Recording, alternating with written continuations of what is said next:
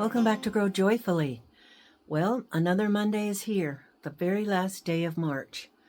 Tomorrow's April Fool's Day. Hopefully, things will go well for tomorrow.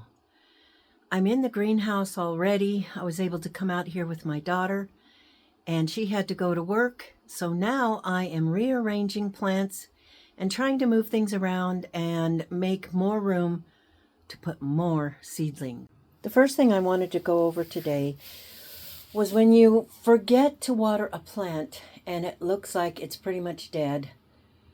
Sometimes maybe you can't save them, but don't give up and just give it water and wait a few days, because this plant here was so dried up and scary looking. It's almost completely come back. This is one of the sun gold cherries because I had neglected a few over here. It was almost dead. But because I watered it with some yeast fertilizer and gave it a day or two, take a look at it now. It looks wonderful. Also, this Anna Russian, you can tell it still looks a little bit peaked.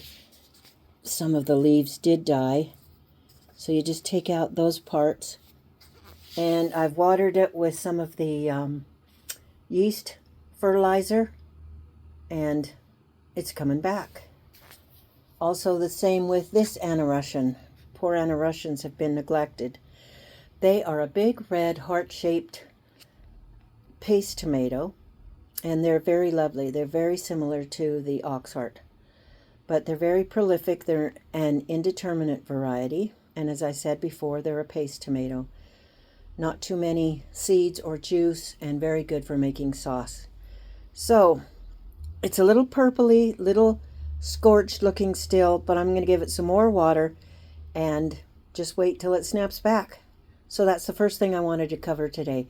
Give your plants time to come back when you think you've killed them by not watering them properly. I have some very frustrating news. The new greenhouse was supposed to be in tomorrow, but we got an email that says that it won't be in for at least another week.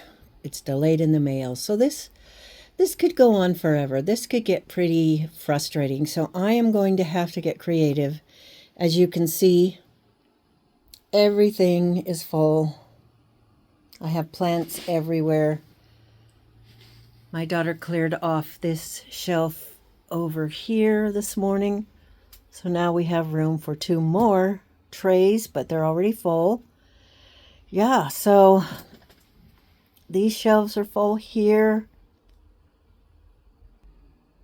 And then these across from that shelf and across from the door.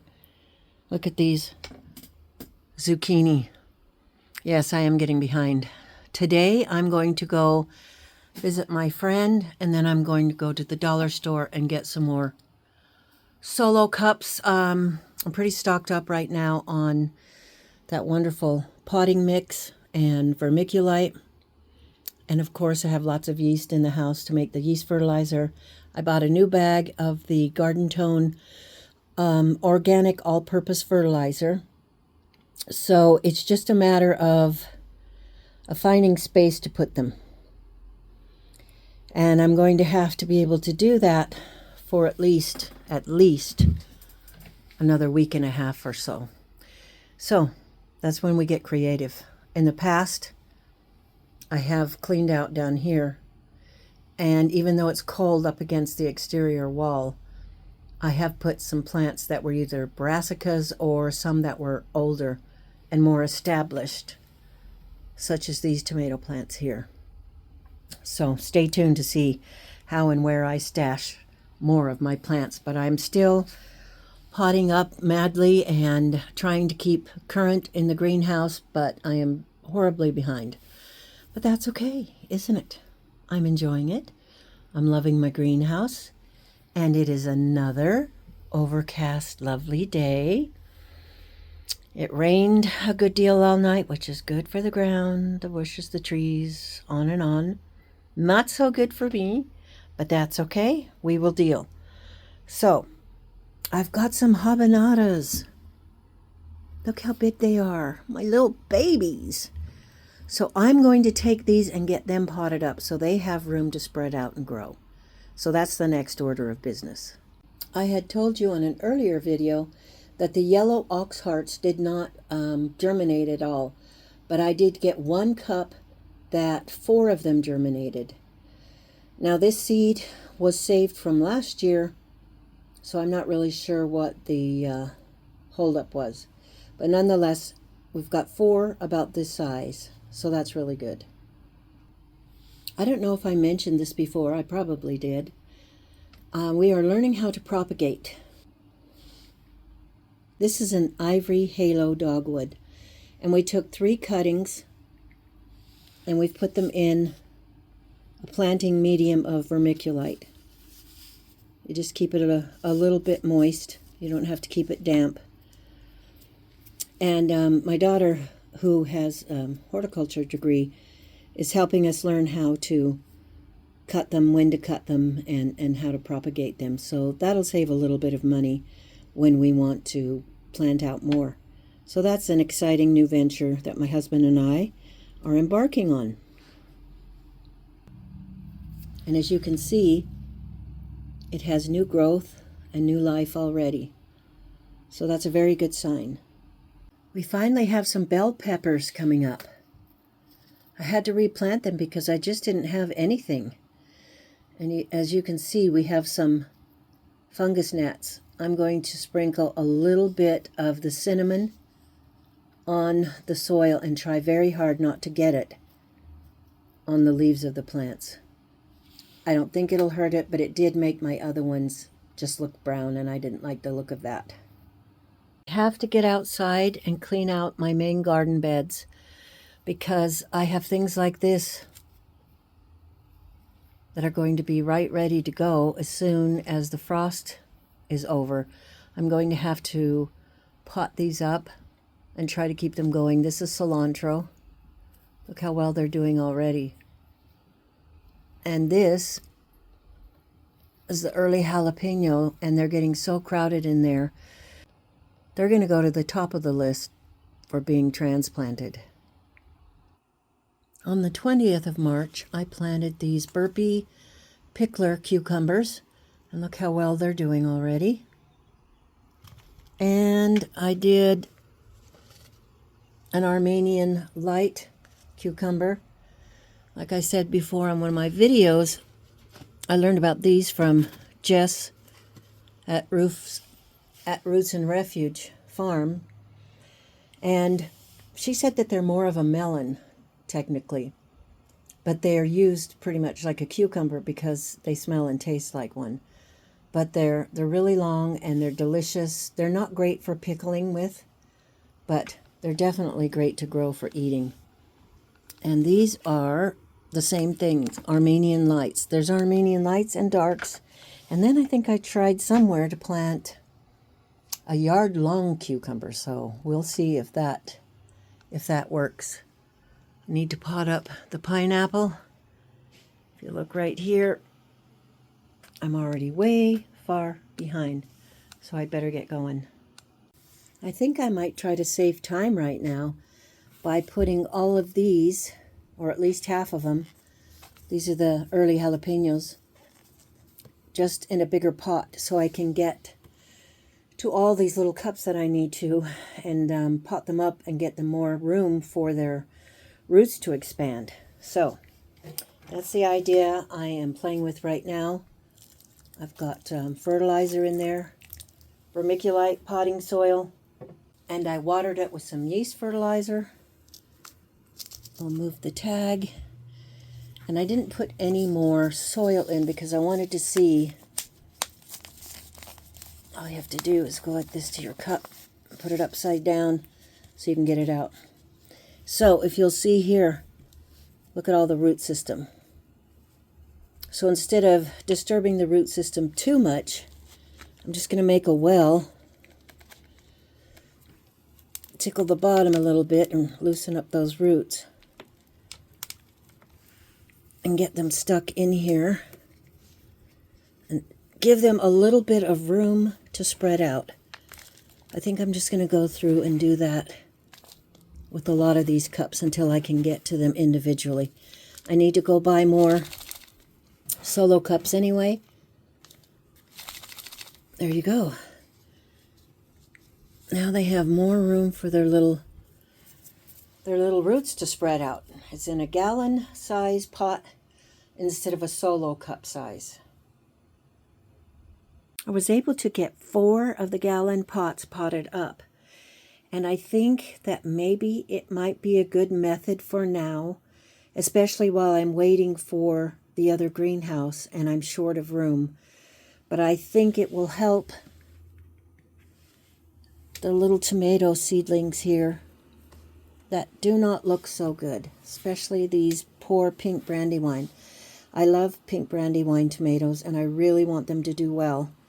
We have giant crimson here, and if you consult my playlist, you can see the story for that, and the jalapeno earlies. And I really think, I'm hoping, fingers crossed, that this will help them be able to muddle through until we get more room to put them. This will save me a lot of room right now. It's getting really ugly outside. Oh, here comes the rain. Here comes the wind. I am so thankful for this little 10 by 12 wooden structure my son has built me. I'm safe in here. I'm warm in here. My plants are safe and warm. I am potting up. And this storm is coming on really strong. I'm still just trying to pot these poor crowded... Can you hear that? Sounds like a freight train.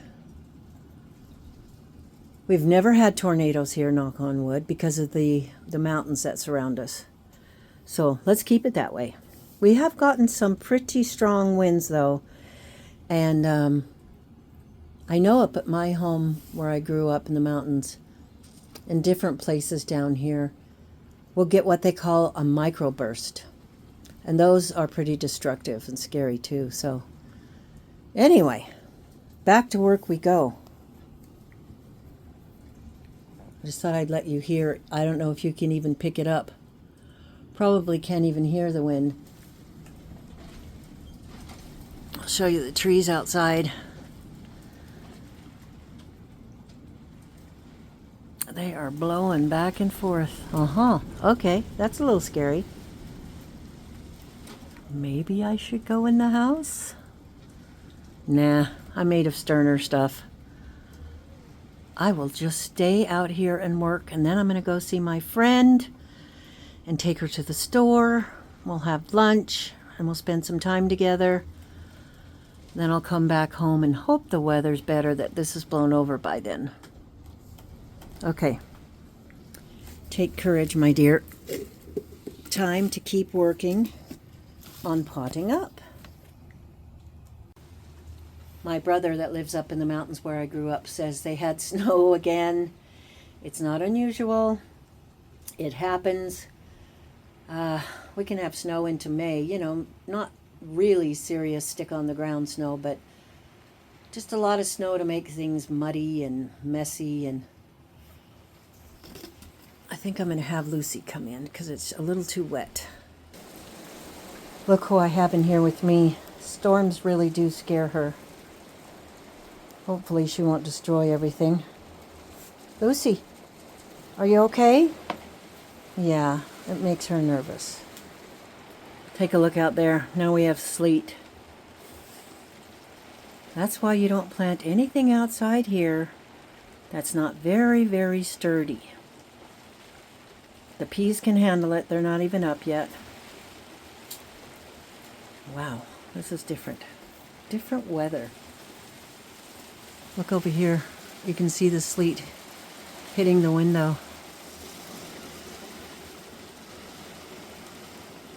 But we are snug, warm, dry, and safe in here. I have my herbal tea and a few snacks. I have Totoro going. This is the first time I've ever seen a driving sleet like this.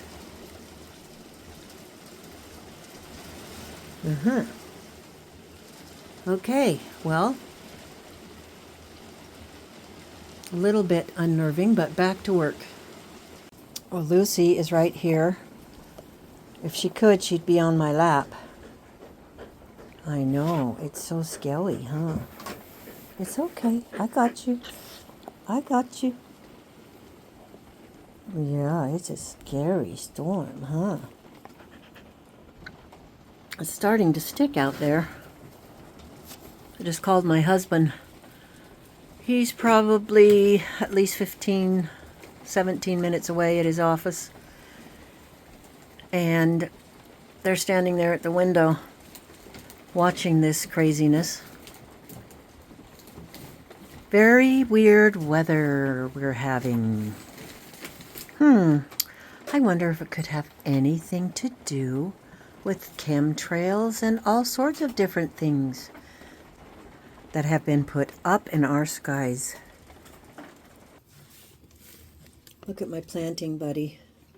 She's actually doing pretty well. She's only been in here a couple of times. I just don't want her to get into things and break things or eat things that aren't good for her. Well, it looks like the storm is slowing down a little bit, thank heavens. I am out of big gallon pots to pot up in. I need to actually go wash some more solo cups and probably get going on my day. So I think I'm going to leave this video here. Thank you for joining me for potting up, for having a visitor to my greenhouse, and going through the storm with me. That was kind of unexpected, a little bit strange. I hope you guys have a lovely day and that your weather's better than it is here. Take care of yourselves. Thanks for all the love and support you give me. Please hit the notification bell and subscribe if you haven't. Like and share. Let's love and support each other. Help our channels grow. Help get out homesteading, gardening, homemaking videos out. It's very important that we don't lose these wonderful skills. We need to go back to the skills our grandparents, great-grandparents lived and practiced. So I'm wishing you a great day, and we will see you on the next video. Thanks for stopping by. You want to say goodbye? Bye, Lucy. Bye.